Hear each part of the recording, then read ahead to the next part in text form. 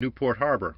I spotted a small window at the top of an old firehouse tower on Lower Mill Street. The current owners, a marketing business, allowed me to set up a camera obscura in the upper stairwell. My photo assistant and I set up a long roll of 9-foot wide white seamless paper to provide a clean projection wall. And then, using opaque black plastic, we blocked up the west window except for one small hole. On the right of the image, you can see the Pell Bridge, and up on the tops are the rooftops of the businesses on Thames Street. And on the bottom, you can see clouds, blue sky, and of course the solar disk. To make the solar disk a little sharper, we made the aperture in the window a little smaller. But what is that bright white area that you see in the middle of the scene? It's hard to determine because it's upside down. Well, you can see by this photo taken out the window, that white spot is the glare of the sun reflecting off the water's surface. This gleaming hot spot is too intense to look at, even with sunglasses. But it's safe to look at its image in the camera obscura. In fact, it's quite enchanting to look at. The thousands of dancing dots of light combine to look like blazing fire. The shimmering of what I call fiery water is actually countless miniature reflections of the sun off countless cresting waves. In the 1600s, the English scientist Robert Boyle was quite taken with this image of fiery water. In a darkened room, I used a convex lens projected the image of a river which is being shined upon by the sun.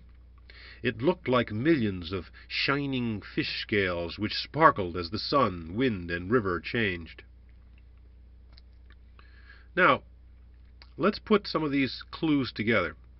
On the equinox, the solar disk sets at the right edge of the fireplace. Now, here is the path that the solar disk takes during the late afternoon on that day, in 15-minute increments. Notice that at 5:15, a half hour before sunset, the disk is centered directly below the fireplace. Here is that patch of light at 5:15.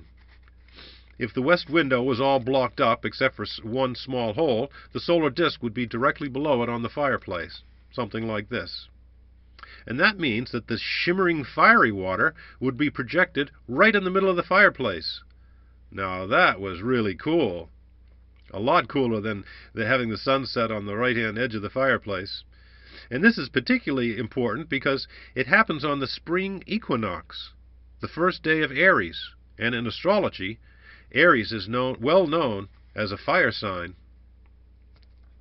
To determine who might have built the tower to be a calendar room, I decided to explore a little bit deeper into the history of the camera obscura.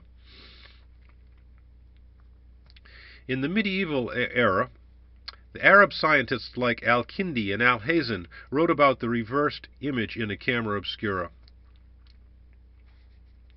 A monk named Helperic explained how to make a calendar room by marking the position of the sun every day at sunrise.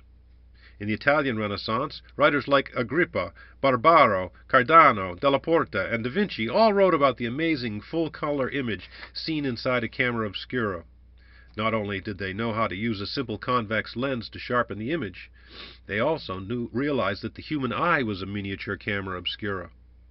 This is the first actual drawing of a camera obscura solar disk done by Reinier Gemma-Frisius of the Netherlands, who depicted the solar eclipse he witnessed in 1544. It is also written that one of Gemma-Frisius's students, John Dee of England, showed the Polish ambassador an eclipse to the sun in a dark room at Dee's house in Mortlake, outside London, in the year 1583. In the 1700s, artists used small camera obscura boxes as aids to drawing. In the 1800s, they figured out how to preserve the image and invented photography. In the 1900s, all kinds of cameras were invented. And nowadays, even our cell phones have miniature cameras in them. Miniature camera obscuras in them. In researching the history of Rhode Island at the Newport Historical Society, I came across a book entitled Newport Begins by Lloyd Robson that was written in the 1950s. Robson mentioned in passing that in 1583, Narragansett Bay was originally called the John D. Bay and River. Hey, this is the same John D. who showed the Polish ambassador an eclipse of the sun in a dark room. Why would the bay be named after him? And what was going on in 1583?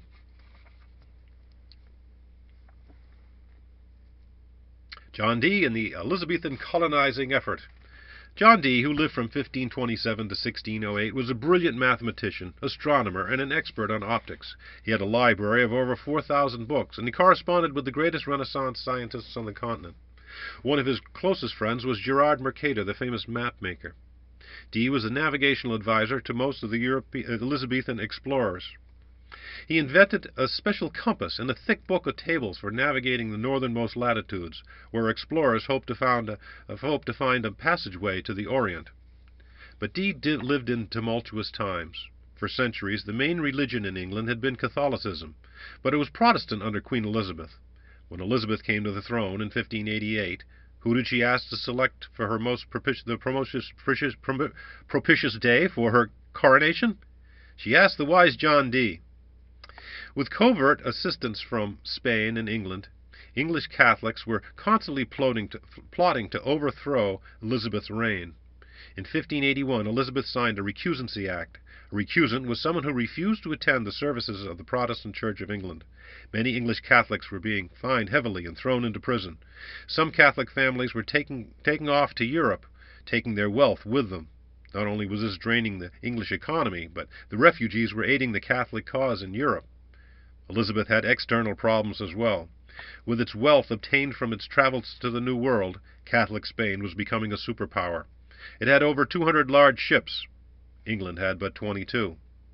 John Dee wrote a series of 8 books for the Queen, outlining the plan so that England could not just survive, but prosper in the future. He recommended that the English Navy immediately build 60 more ships. He coined the term the British Empire, emphasizing that Queen Elizabeth needed to tap into the wealth and opportunity of the New World. Based on earlier land claims of English explorers like King Arthur, Prince Madoc, and John and Sebastian Cabot, Dee convinced Elizabeth she had a legal right to the whole northern part of North America. Dee drew this illustration for the title page of what he calls his General and Rare Memorials Pertaining to the Perfect Art of Navigation, a book he presented to the Queen. With her courtiers aboard, Elizabeth has her hand on the rudder of the ship of state. In the foreground, the kneeling woman represents the citizens of England. And written in Greek, the caption reads, "Send forth a sailing expedition to make a steadfast watchtower."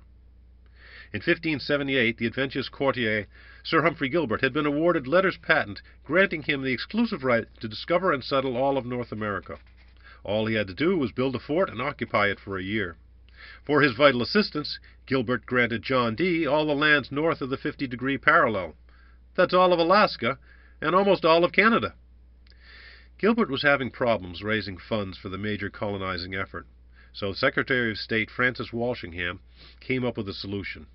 If the wealthy English Catholic Sir George Peckham would fund Gilbert's expedition, the English Catholics who settled in the new colony would be allowed to worship as they pleased.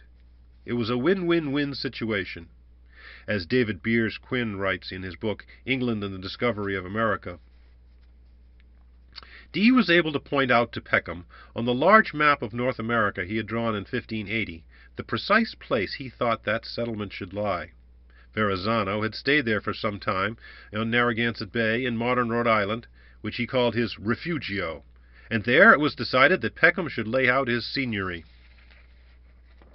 And you can see on Dee's map here the triangular island, and then there's this little bay that shoots up in the northwest. That is the John Dee River and Port, or Narragansett Bay.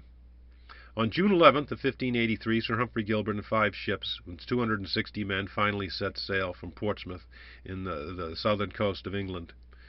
The date of departure is quite telling, because it was exactly 5 years to the day since Gilbert had received his letters patent. But more significantly, both these days are the days of the summer solstice in the Julian calendar, which was still in use at that time. This is too unusual to be a chance occurrence. Gilbert intentionally